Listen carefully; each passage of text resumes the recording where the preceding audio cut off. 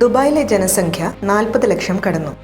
ഇന്നലെ Dubai statistics സെന്ററിന്റെ ജനസംഖ്യാ ക്ലോക്ക് 4,387,000 എന്നാണ് രേഖപ്പെടുത്തിയത്. 2040ഓടെ ഇത് 58 ലക്ഷമായി വർദ്ധിക്കുമെന്നാണ് പ്രതീക്ഷിക്കുന്നത്. ഈ വളർച്ചയ്ക്ക് പ്രധാന കാരണം ദുബായ് ലക്ഷ്യമിടുന്ന വൻകിട പദ്ധതികളാണ്. 10 ബില്യൺ ദിർഹമിന്റെ ദുബായ് എക്സിബിഷൻ സെന്റർ വികസനം 2033ഓടെ വർഷം 600 അന്താരാഷ്ട്ര ഇവന്റുകൾക്ക് വേദിയാകും.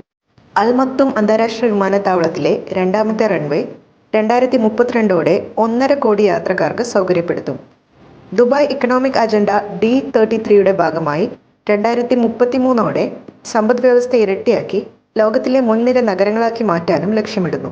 എന്നാൽ വെല്ലുവിളികളുമുണ്ട്.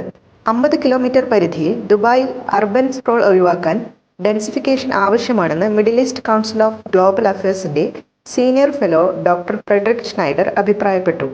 2040ഓടെ കാർ ഫ്രീ സോണുകൾ, 3300 കിലോമീറ്റർ നടപ്പാതകൾ, 124 കിലോമീറ്റർ ഗ്രീൻ വാക്ക്വേകൾ എന്നിവ ലക്ഷ്യമിടുന്നു.